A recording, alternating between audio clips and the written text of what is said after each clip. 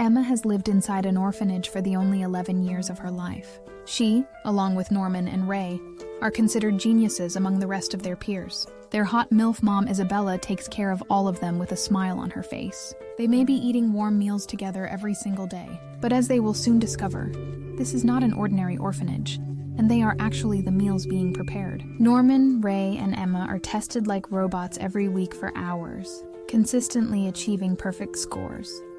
Connie thinks she definitely failed today's test like always, but at least today is the day she's going to finally meet her adoptive parents. Before moving to her new home, Connie attempted to say goodbye to everyone but ended up crying. Isabella walked her to her new home and whistled the same melody she always did. After her mother left, Emma wanted to clean the mess, but saw Connie had forgotten her precious money here, so she began rushing to figure out what to do. Ray encouraged her to run, and Norman joined to support her through the darkness. They make it to the mysterious gate they've seen throughout their life, and walk inside until they approach a truck. Emma tries to look around for Connie, and eventually decides to check the rear of the truck. However, what she sees shocks every inch inside of her, and Norman comes to take a look. He gathers courage, but peeking shatters his mind. Connie, once regarded as family, devastates them. They hear an old man's voice and run behind the truck to hide, sneaking underneath to take cover. They continue talking, and Emma gets a peek, seeing demonic-looking creatures walking around. Norman and Emma do everything in their power to stay quiet, but the demons pick up Connie and stick her inside a cryogenic canister, calling her valuable merchandise. She's high-quality human meat, made exclusively for the rich. Lately, the devils have been getting low-quality 6-year-olds, but they'll soon be getting the perfect scores, and ask Isabella if they're ready for shipment. Isabella tells them they'll be ready soon, but one of the demons notices something is off and looks underneath the truck. Emma and Norman escape just in time, and Emma reflects on whether their lives have been spent only to be discarded like food. The demons hand the mother the toy, and Ray asks them how their trip went. Norman says they can't make it and goes to their room. Norman urges Emma to escape with him, but she refuses. The other kids here are her family, and she doesn't want any of them to die. Norman understands how painful it might be and tries to comfort her.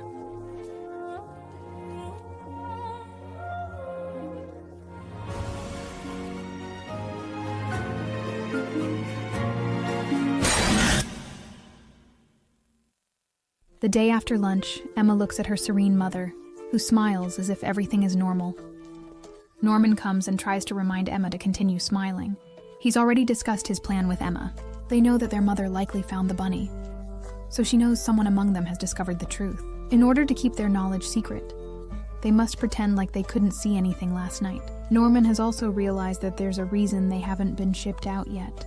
The demons likely cared about the perfect scorers because they want the best brains to develop more, but they never keep a child who's above 12 years old. Judging by their findings, they realize that the soonest shipment will likely be on their 12th birthday, which is in 2 months.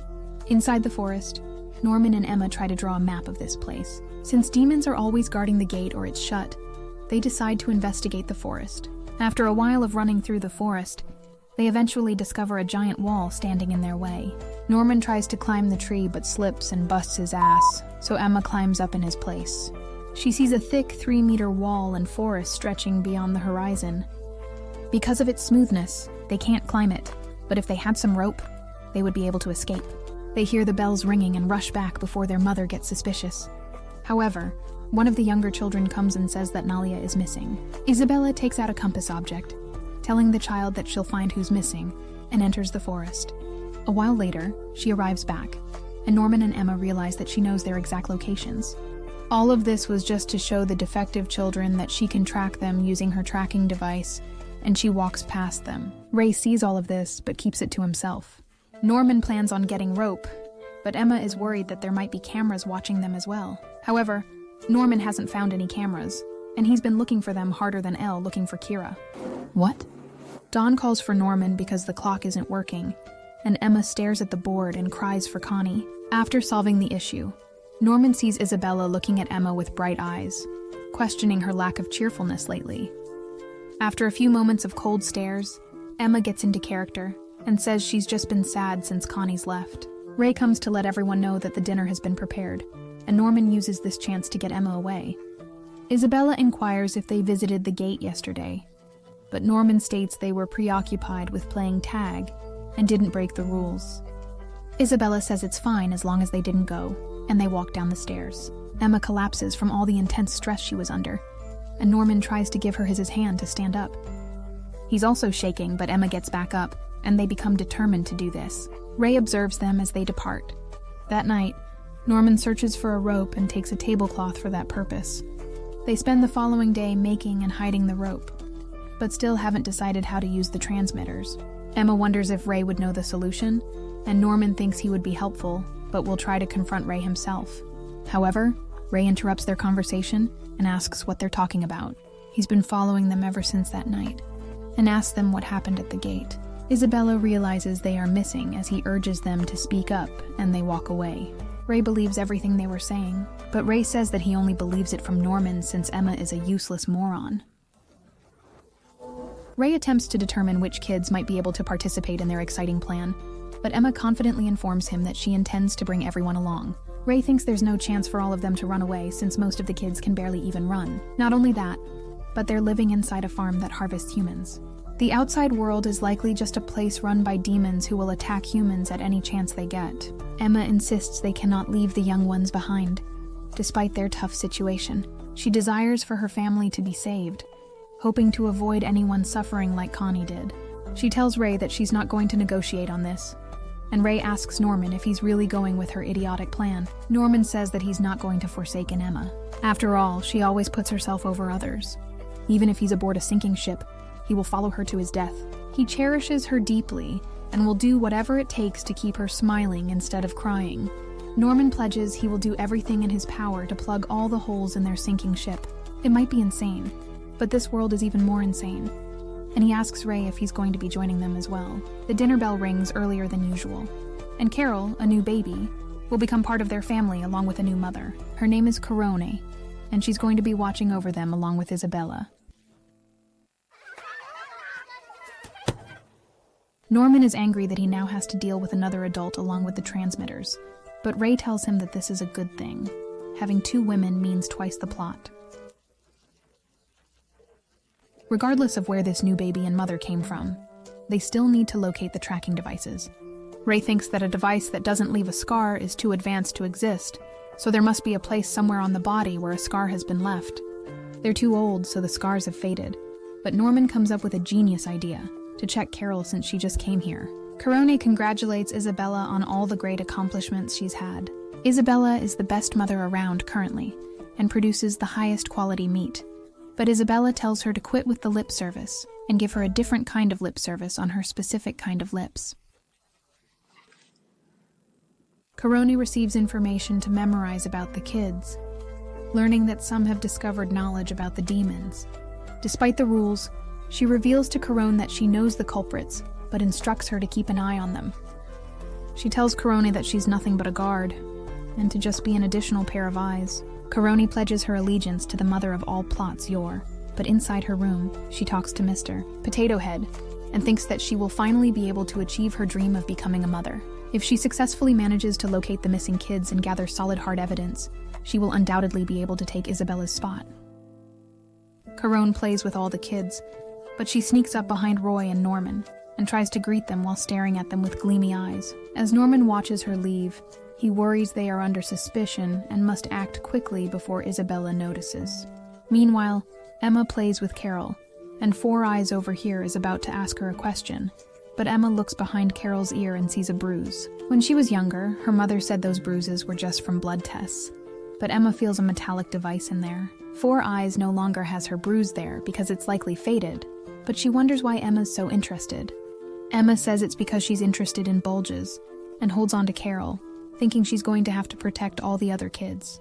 After dark, Isabella attempts to contact headquarters, but hears her grandma's voice asking if the 3 perfect scorers are ready for shipment.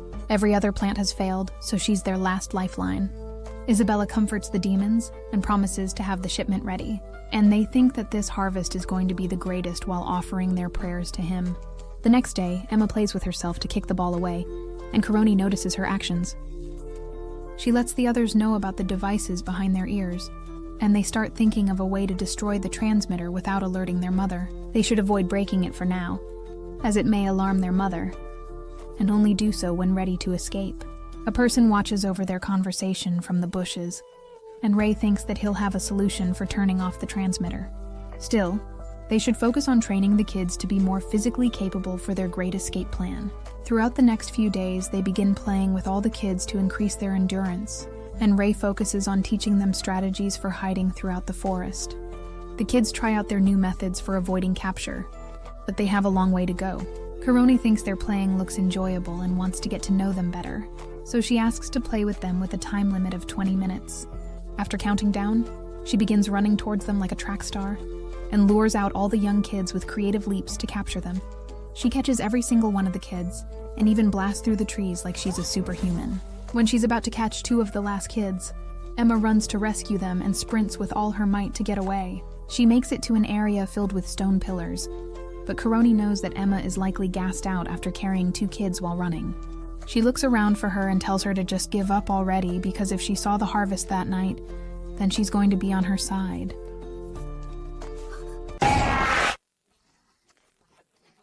With just a few minutes left on the clock, Norman and Ray run away from her and split off to create distance. She attempts to grasp Norman, but his superior Park Aura skills enable him to evade her and even disappear, leaving her shocked. Ray informs her that time's up, leaving her feeling defeated by their strength. There's one person she can use, however, and she smiles to herself. A few weeks have passed since that day, and they've realized that Korone hasn't done anything. Norman thinks that there's likely a spy amongst the kids keeping tabs on them, and Ray agrees someone is definitely a traitor. Emma watches as everyone arrives for lunch. The family she believed was peaceful now seems suspicious to her. After a few days, Isabella meets with Korone and tells her she's noticed how she's been testing their physical strength, but tells her that she's not worried. To her, Korone is merely an insurance policy, expected to be obedient and serve as her pawn. If she continues being a good girl, then Isabella promises that she'll see to it that she becomes a mother. Harone leaves the room in defeat and picks up her doll and rips it apart. Her anger grows as she stomps on the doll, promising that she will bring Isabella's downfall and become the mother herself. The kids continue training and create tag teams to make their escape plan stronger. Afterward, Norman asks Ray how long until he's created his transmission hacking device. Ray thinks it will be ready in 10 days, so Norman says they will make their escape then. It shocks both of them that it's going to be so rushed, but Norman believes they need to escape before winter to make sure they survive the outside world. In order to support their plans and discover which kid is spying on them, they plan on meeting with Dawn and Gilda, whom they suspect the most. Inside the old library, Emma tells them that their family is being sold off to bad people.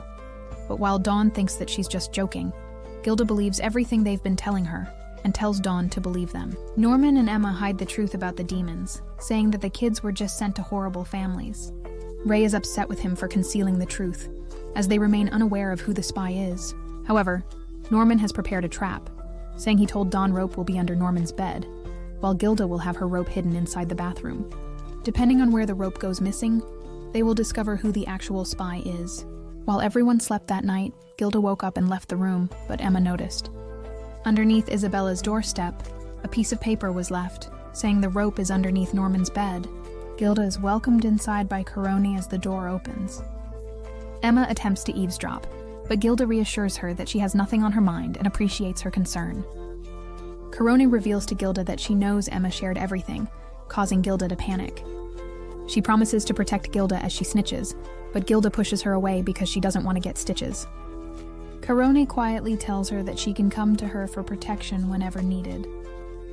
Afterward, Gilda tried to sneak back inside, and Emma is glad to see her. Korone's anger increases as she seeks someone to provide her with information, despite Emma's tears and hugs. The following morning, Norman asks Ray why he thinks someone would offer to sell out his own comrades, and Ray reveals that it could be to avoid being shipped and eaten by the demons. His words continue puzzling Norman throughout the entire day, and he asks what Emma would do if she discovered someone had been selling them out this entire time. Emma says she would try to rescue them because they're all family after all, and her purity brings a smile to Norman's face. He and Ray check above the bathroom and find the rope still there. Ray and Dawn go to his bed but find no rope, leading Ray to regret that Dawn has been betraying them.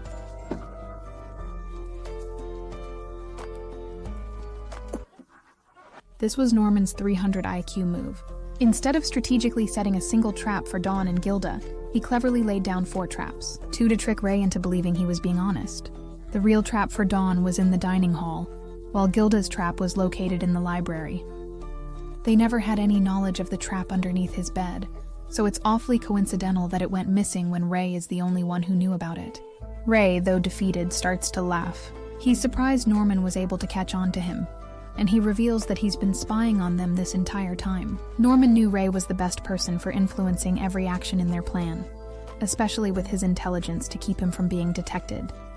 Norman asks Ray how long he's been working for Mother, and Ray says he's been doing it ever since he was brought to this place. He asks him if the transmitters can actually be destroyed, but Ray won't tell him anything since they're going to abandon him now. Norman refuses the idea, stating he will keep him close if 3 conditions are met. Guaranteeing safety, sharing knowledge, and defecting are the 3 key actions. Norman wants him to switch allegiances and become a double agent. Ray wonders why Norman is so adamant on remaining friends with him, and Norman says that Emma's words inspired him to continue being a family. Still, he's puzzled why Ray hid the bunny so they could find out about the demons, and why he's been constantly supplying them with information, rather than just hindering them. Ray claims he volunteered to be a spy, leaving him to question if he is truly their enemy. It was all to lay groundwork for his great escape plan. He went out of his way to make an offer with his mother. If she was to benefit from his work, he requests that she delays his shipment until he was 12 and buy him all sorts of items from outside the farm. This entire time, he's been using those items to create an object that neutralizes the transmitter. So in this overall game, he's the biggest trump card to overthrowing their mom. All of this info will be their way of escaping, and even sending them to the gate that day to see Connie was just to save them. He has only one condition to supplying Norman with all the information and lying to Mother. And that condition would be to pretend like he's going to save everyone for Emma. But when the time comes, he wants him to abandon all the others. Regardless of all the younger kids' improvement, Ray sees them as dead weight. If he refuses to accept his condition, he might as well die here.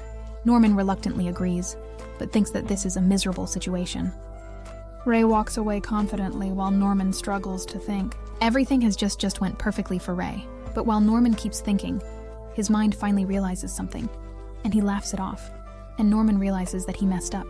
At night, he sneaks into the room to meet with Isabella as planned, but makes up lies to keep her distracted, saying that Coroni's been making selfish moves against her. She tells him that Corone is just the last resort insurance since he was a useless watchdog that didn't stop Norman and Emma from seeing the demons.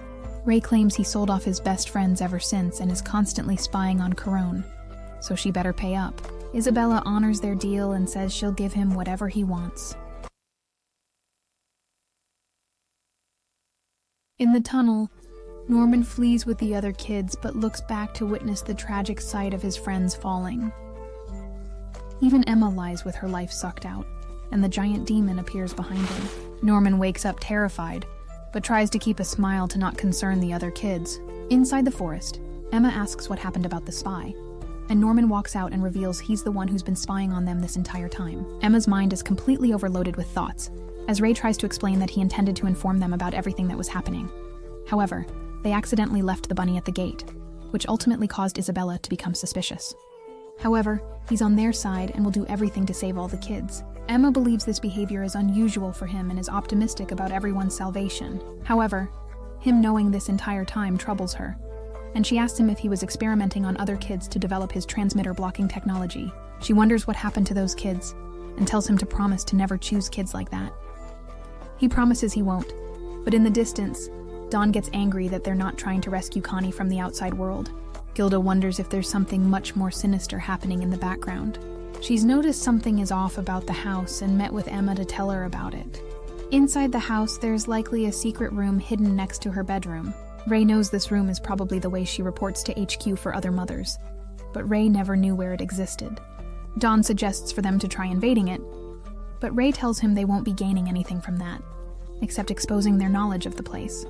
Not to mention, if Koronai catches them in the process, she will have all the evidence she needs to get rid of them and become the next mother. Ray requests Dawn to make dinner to avoid suspicion about their disappearance, and he agrees. Dawn agrees to leave as everyone went missing. However, when he walks down the stairs, he turns towards Isabella's room and knocks on it. He enters the room silently and searches for a secret doorway by pulling on the bookshelf. After a few attempts, Gilda pulls the door to the side, but the door is locked and someone begins to enter the room. Their heart sinks, however. Phil enters and says he was just playing hide and seek with the other children. The following day, Don prepares to execute his plan and runs into his mother to steal the key from her and shows it to Gilda.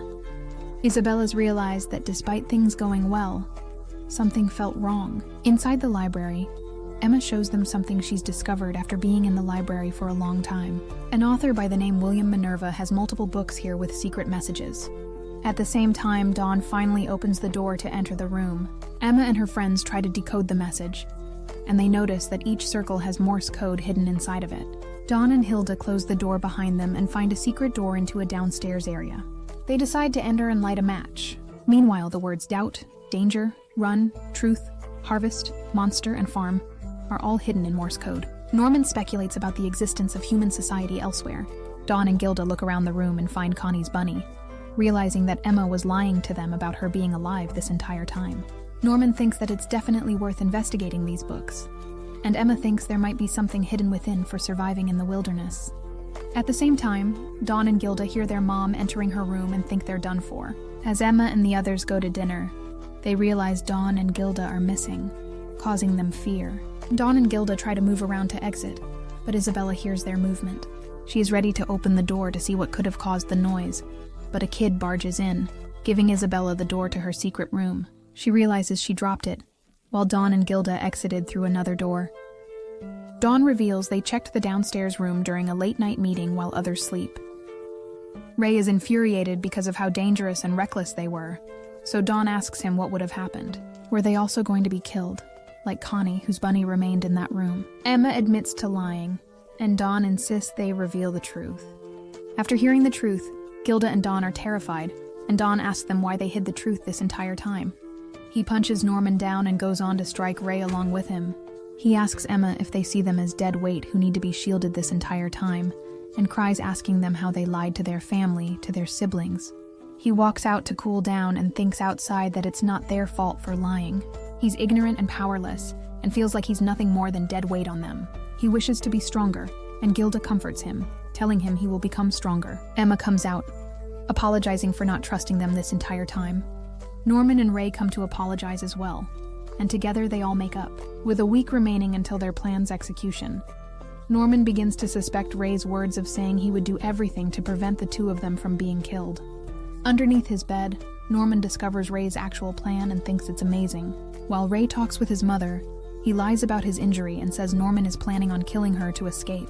She tells him that she'll make sure his plans fail, but she's received word from the brass, saying that the next shipment has been scheduled, and it's going to be on Ray's 12th birthday. The rest of the kids scout the forest and discuss their plan, but as they talk, Korone is seen overhearing them. She claims to have witnessed it all. Last night, she was thrilled to hear everything, and excited for what she wanted, twirled like a ballerina while asking Emma to team up. Norman wants to hear out her conditions, and Korone reveals she wants to team up with them so she can take Isabella's position as mother. She wants to escape her own situation and reveals the number tattooed to her. She lets them know that she was also a girl raised in one of these farms, and that certain girls at the age of 12 get to choose to either die or become a mother. As long as they're nearly perfect scorers and have a recommendation from a mother, they'll be able to have that choice. However, they'll never be able to leave the grounds, and she shows them the chip planted inside of her. If she were to ever leave the farm, the chip would discharge electricity to stop her heart. Additionally, if she were to ever die, an alarm would let the demons know, so killing Isabella wouldn't be an option. The only thing Korone wants right now is a peaceful life as a mother, so by escaping, she would be able to eliminate Isabella and secure her position. This is why she wants to cooperate with them, and offers her hand to Norman. However, Emma wants to confirm how she would guarantee their safety. Korone says Ray would expose her plan to Isabella instantly if she were to betray them, so she promises to keep this deal secret. Emma believes her and Norman shakes her hand. This excites her and she promises to give them any information they would want to aid their escape. Emma suspects Korone's help is too convenient, but Norman recognizes her plan. If she truly cared about their lives, she would have helped them escape right away. She aims to gain their trust and gather evidence to remove Isabella and send them away. Finding Ray's transmitter blocker will be the only evidence she needs, but Ray assures them he won't screw up in hiding it. Norman thinks they can avoid the risks and gain information if they play their cards right. At night, Isabella quietly walks to the old gate to receive the most recent mysterious package from the demons. A letter and a black box are inside. Norman and Emma knock on Caron's door, and she opens it to let them in.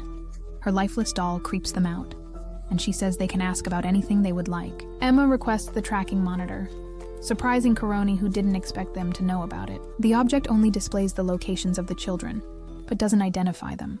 They ask her about where the trackers are located. She discloses it's in the ears, and they feign shock. However, she doesn't know how to destroy the trackers, so cutting the ears off would be the only way of getting rid of it. She goes on to reveal that there's 5 other plants like this one, and the outside world is inhabited by humans who treat the demons as equals. Norman asks how the security is, and she tells them that it's extremely relaxed because they rely on the wall and the transmitters to keep the kids trapped. Norman and Emma thank her for the information and begin leaving, but Caroni starts laughing out loud hysterically, because while talking to them, she's discovered they've known about the location of the transmitter and how to destroy it. After all, they had absolutely no reactions to learning about the transmitter. They didn't even try to feel them behind their ears. She wonders what secrets they're trying to hide and asks them if they've heard of him. She says that she will tell them more about him the next time they decide to visit. Ray plays with his new camera while Isabella stares sadly at him. He takes a Polaroid photo and asks her to talk about their plan after lunch.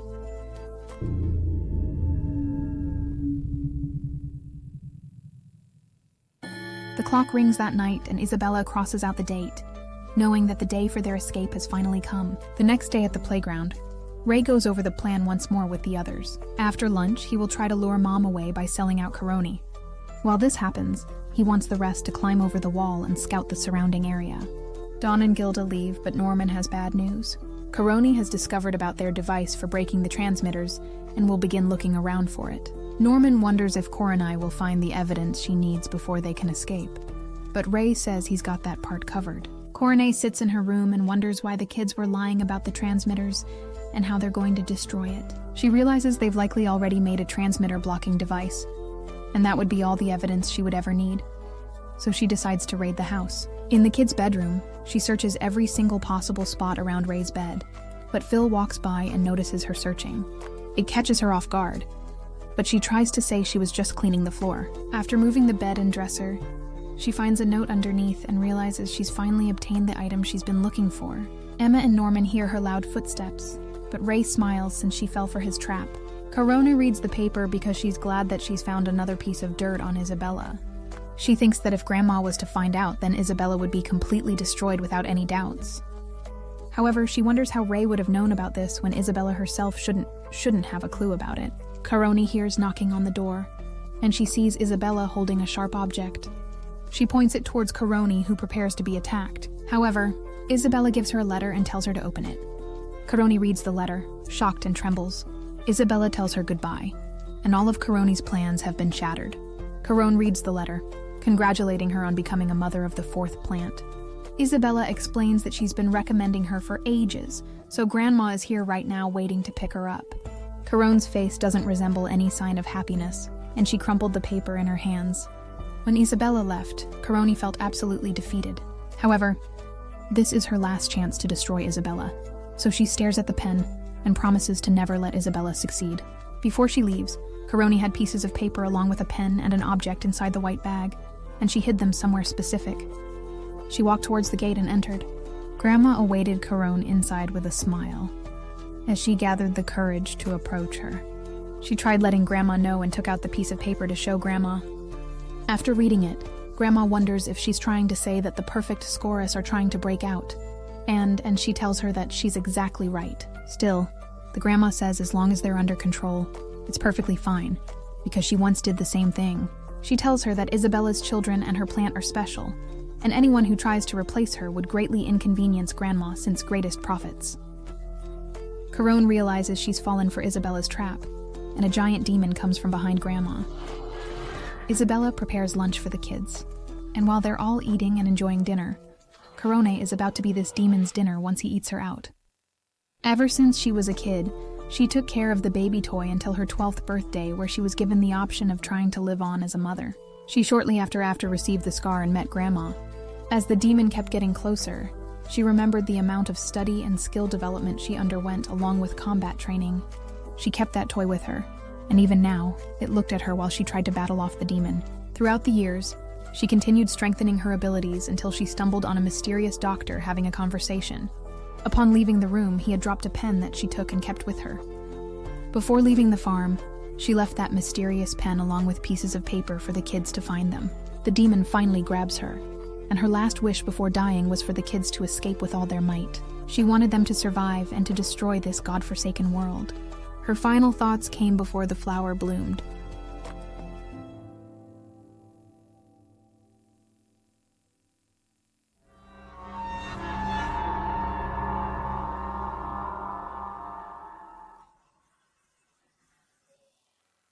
Ray meets Isabella later to execute his plan of distracting her. At the same time, Norman and Emma hurriedly run to scout the tall walls. Isabella reveals to Ray that she dealt with Sister Corone, causing him to flee in fear. He opens her door to see that she's gone from the room. She informs him that she discarded her because she was useless, and he will meet the same fate now. He's always been her useful lapdog, and she kept him around, even though she knew he was a lying double agent. She didn't want to let him go until the last moment. But things have changed, so she will monitor his friends personally. He attempts to hug her to prevent her, but she pushes him away and locks him in. While staring at the compass, she knows that Emma and Norman are likely the ones who are running. Dawn and Gilda get worried that they haven't seen Ray's signal, but Isabella comes out and smiles at them while walking towards Emma and Norman.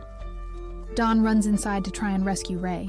He hears Ray bashing against the door, so Dawn runs with full force towards the door and breaks it down.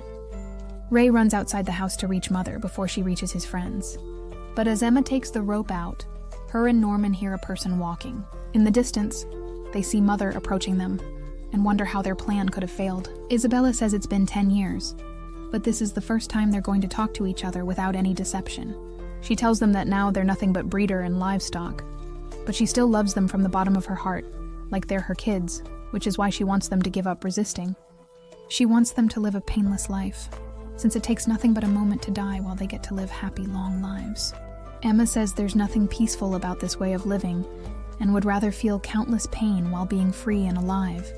Isabella tells her the outside world is filled with misery and pain, and that they should just give up already. Norman says he's done being a good kid, and Emma rushes towards Mother to try and neutralize her. She tries to grab the compass. In an instant, Isabella broke her leg cleanly, and Ray along with the others arrive.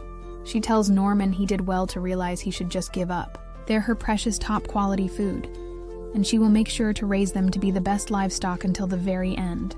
Isabella comes back, and Phil, along with a few others, notices that something is off with the way Emma broke her leg. But this isn't the worst part yet. Isabella reassured Emma that her cleanly broken leg would heal in a month or two. This way, she can focus on celebrating tomorrow, because it will be Norman's final day with them before being shipped out. Norman realizes he's going to meet his doom, and that it's over for him. Norman keeps an eye on Emma at home to ensure her safety. She holds his hands and starts to cry.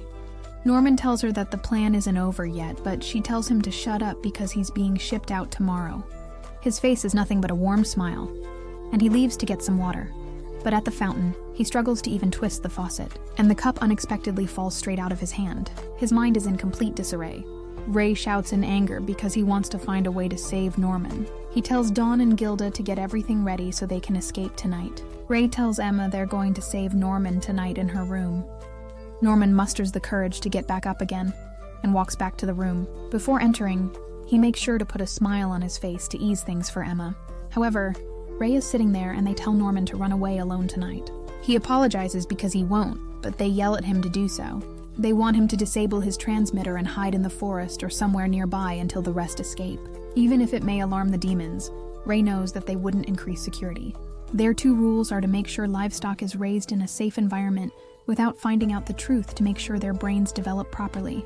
Norman thinks of a million things going wrong, but Ray knows more ways of solving all those issues and wants Norman to do anything to survive.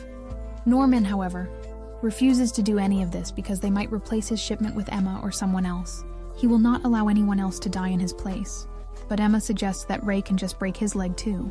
If someone is hurt, they would no longer be top-quality meat. Ray thinks she's a genius for her idea, and goes on to say that they could even catch a sickness to make sure they're absolutely not being shipped. They'll do whatever it takes to save Norman. And she tells him that they're family, so she will do everything to continue living together with him. Norman cries and agrees to go along with their plan. Ray hands him the transmitter blocking device and tells him to scout the wall before hiding tomorrow. This was the item Ray spent 6 years trying to create from various items, and he's done all of this since the day he discovered the truth about their situation. Norman asks him how he was able to discover the truth, so Ray finally reveals it. Ever since he was born, he was a rare child that didn't have childhood amnesia. He still has all his memories from the time he was born, and remembers a dark place where he was hearing a lullaby. Even though it's all hazy, he remembers the way the demons looked and how the babies were split into 5 groups before entering a dark tunnel to come here. The gate doesn't lead to the outside. It only leads to the headquarters. However, this is the reason for the relaxed security, since they know no one can escape through the gate. Because of this, Norman will escape tomorrow and they will wait while Norman hides in the forest. Isabella announced that tonight is Norman's final night at the house. All the other kids tried to play it normally, but before sleeping, Norman opened his dresser and found the things Corone left, shocking him. The next day, during playtime, Norman raced to the wall with the rope, but chose not to activate the blocking device. He tied the rope to a tree and used it to help him run across the wall. He almost slipped, but finally managed to make it. He smiled determinedly at the shocking sight in the distance. Emma and Ray look at Isabella as she questions Norman's whereabouts. They are pleased she knows Norman escaped, but unexpectedly, she smiles and welcomes him back. All of them are shocked, and Norman's face is filled with defeat. Ray yells at him for not escaping, but Norman tells him he's not going to escape. He walks off and tells Ray to listen.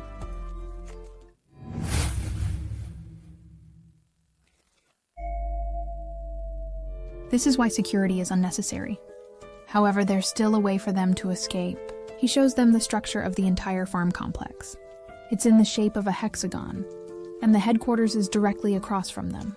The rest of the regions are likely the other houses, he explains, so their only option is to escape through the bridge that is only found next to the headquarters. Phil comes in and says that Mom is looking for him. Before leaving, Norman hands Ray the device that he didn't use. He explains that he didn't want to make a single mistake, and he's glad because it would have all been a waste. Emma tries telling him to wait, but Norman hugs both of them and thanks them for making his life wonderful. While packing his items, he sees the nostalgic string phone that he once used. When he was sick, Emma would sneak in to try and talk to him. Their mother found out and asked her why she was here, to which Emma responded that Ray told her she would be immune. Ray said that the book claimed idiots are immune to sickness.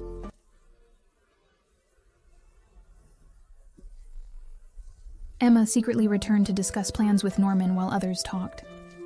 Isabella interrupted as she handed him the cup phone made by Ray. From the other side, Emma talked and Norman heard her. This brought all of them joy, and now these are memories that Norman treasures. Emma was unable to watch her lifelong friend pass away before leaving for the final time. So before he turned to leave, she ran and threw away her clutches, trying to grab onto Norman. In an instant, she attempted to neutralize his transmitter so he could escape. But Norman threw her off of him and called her an idiot. She yells that she's not going to let him go and will not respect his wish. Norman's emotions overtake him, and he realizes that she's foolish and naive, but this is why he loves her. As he's about to grab her face, Isabella tells him it's time to go. Isabella warns Emma that she will end her if she tries something similar again. Norman finally exits, but while walking, he asks Isabella if she's truly happy. Hearing this question shocks her, and she tells him that she's very happy after getting to meet him. Norman realizes his fate as the gate doors open. He walks towards the truck, prepared to meet his doom. Isabella mentions they will be waiting here for some time, and Norman sees something that completely surprises him. The next day, Emma searches the house but only finds reminders of Norman's absence. She's completely broken by this, but the kids notice that Ray has also been crushed since Norman's left. Dawn and Gilda attempt to meet Ray that night, but he has lost all hope. He no longer cares about running away. He apologizes to Emma and the rest. In her room, Emma bursts into tears but sees Isabella staring over her. She hugs her to try and ease her pain, but says that if she wishes for it, she can recommend her to become a mother. She holds her face, telling her that she can't do anything else but watch this miserable cycle continue happening. Becoming a mother could allow her to live a peaceful life. Emma rejects this idea, So Isabella gets up and tells her to suffer until the very end, just like she currently is. Days pass, and Emma continues sinking deeper into depression. But she's not alone, as Ray is completely destroyed. Isabella continues watching over them and smiles. Before they knew it, a whole month and a half had passed, and Ray's birthday is tomorrow. Ray sings a lullaby in the dining hall, prompting Emma to ask what he's doing. Ray says he's been chanting his goodbyes to this house since tomorrow is his birthday. Emma approaches Ray, who questions her about having discarded everything. Emma smiles at him, and he knows she hasn't given up. To honor Norman's sacrifice, she would never give up. They hadn't talked these 2 months and pretended to be depressed this entire time to throw suspicion off of them. Emma attempted to divert their mother's watchful gaze away from others around them. Dawn and Gilda have been taking care of all the equipment and gear preparation. She's even developed a plan for escape. And Ray says they will be escaping tonight using her plan. Before escaping, they must clear 2 hurdles. First is Mom's surveillance, so they must distract her at night and get her away from the kids. Second is the chasm beyond the wall. The bridge is a no-go, since guards will be bound to be there upon hearing of an escape. So Ray has prepared the only possible solution, and shows her the countless oil canisters he's managed to garner. Isabella will be distracted while he hides 10 Molotovs in the hospital to ignite the other farms. Additionally, hidden 10 Molotovs in the hospital to set the other farms on fire. He's concerned about her leg, but Emma assures him it's fine. Emma wonders why a fire would distract Mother from chasing after them instead, but Ray reveals he's already thought of that. He takes an oil canister and splashes himself.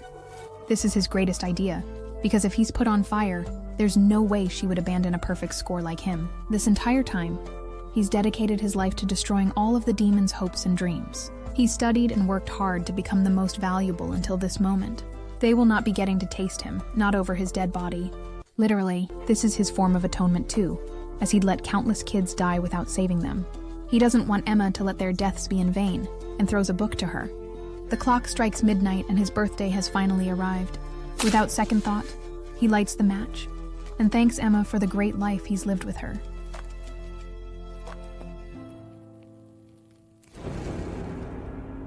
Isabella hums the same tune she always does, but hears screaming that makes her begin running. Inside the dining hall, she smells something awful and opens the door to see fire. Emma is on her knees, desperately crying out for Ray. Isabella takes out her pocket watch and sees that Ray's tracker is still right there, so she wonders if he lit himself on fire.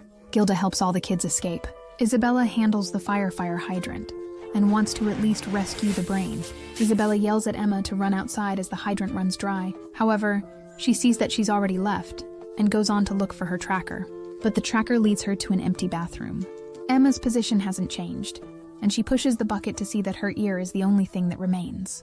Isabella discovers she's trapped and questions whether the kids wore shoes. Emma sprints at full speed towards the wall and quickly catches up with the rest. Ray remains an integral part of the group. At midnight, Emma ran and jumped to catch the flame before it ignited the fire. The other kids knock on the door and hand her the items she's prepared for the escape. Emma slaps Ray to knock some sense into him, and the kids have prepared the trap. They've filled it with fake hair and meat to create a real stench of a burning body. The only thing remaining is the transmitter. Ray is still hesitant, but she tells him that he can die somewhere else, and goes on to say those were Norman's last words. He had discovered that Ray planned to sacrifice himself as his master plan when he searched underneath his bed. In his letter, he provided her with final steps to follow and a gift from Sister Carone. So this entire time, Emma's been following his plan after receiving his letter. This is how she lit the fire to deceive her mother. Isabella rushes to try and head downstairs, but notices that her door's lock is jammed. Ray asks Dawn how all the kids found out about the secret, and Dawn tells him they tricked Sister Carone into revealing the truth. Emma advised Norman to inform everyone about the monsters, to ensure they are aligned with the escape plan. And since Isabella's only keeping her eyes on them, it would completely surprise her if all the kids were on board. After meeting Sister Carone, the other kids eavesdropped, and for the next 2 months, they were gradually brought along by Emma's orders. This is how they prepared all the necessary equipment and training to climb over the wall. When Emma finally arrived, she saw Norman's ghost pushing her to keep moving forward. While everyone leaves, Ray notices something is off about the Count. Back at the house, Isabella has managed to get the box out and announce to headquarters that a fire has taken place.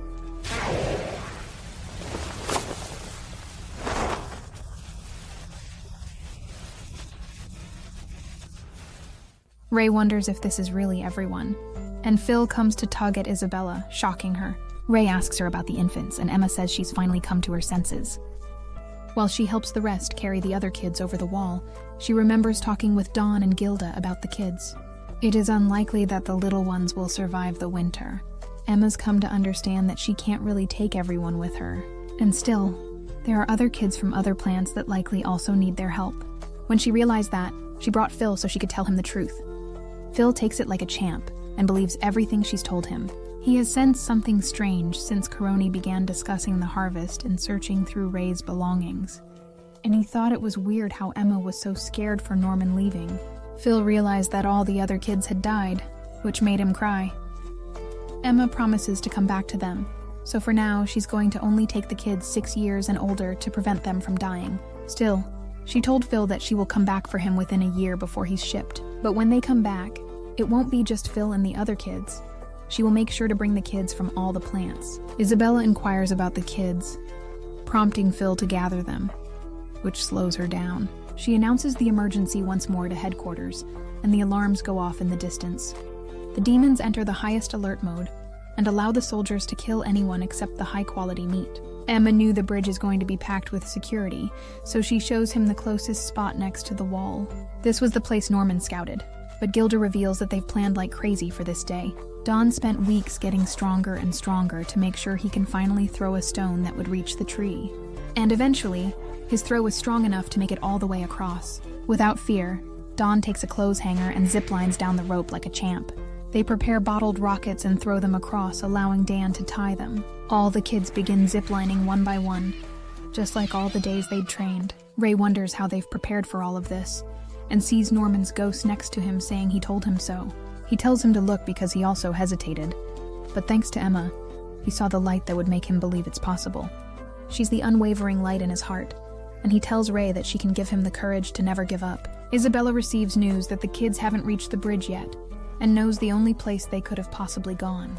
A girl is nervous about crossing the chasm, and 2 of the little boys also get afraid. Isabella rushes to try and reach her, so Ray grabs the girl and tells Emma to tie her to him. He then tells the little boys to quit acting like girls and to man up already. Ray ziplines across, and Isabella makes it to the wall. She remembers being young and using the rope to jump across. The other 2 kids make it across, and finally it's Emma's turn. Before she leaves, however, she sees Isabella's face looking at her. They keep staring at one another, and with a cold glance, she says goodbye to the house they used to call home. And finally, she says goodbye to her mother and ziplines across. The ropes get cut off right after and float in the wind. Emma and the other kids flee, while Isabella lets her hair down for the first time in years. She fondly remembers when she was young, and often stared across the vast chasm at that same spot. However, she heard a melody playing from a boy's instrument and came to surprise him. She asked him to play the melody again for her. She began playing it again.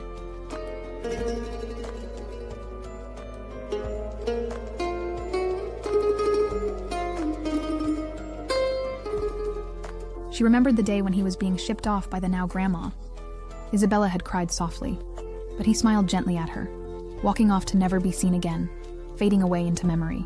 Isabella cried, wanting to escape the next day in winter. However, Grandma had told her to come back, and she was offered to become a mother as well. Determined, Isabella took her hand and became the best mother she ever could. Eventually, she would give birth to a child and whistled the melody every day. On a random day while on the plant, she heard that same melody that she would always sing, and she approached Ray, inquiring whether Isabella is willing to acknowledge that she has ultimately been defeated. With a sigh of resignation, Isabella pulls the rope back, symbolizing her acceptance of the situation and the conclusion of their ongoing struggle. She hopes her children have a safe journey. She wishes for hope and returns to Phil, revealing that they made it out safely. She comforted the other children all night, Emma and Ray Rayam, and she was truly glad to finally make it out, sincerely thanking Norman. Their initial move, and a new day awaited them, a new dawn. Watch this next video. Till next time, my fellow legendary plot masters.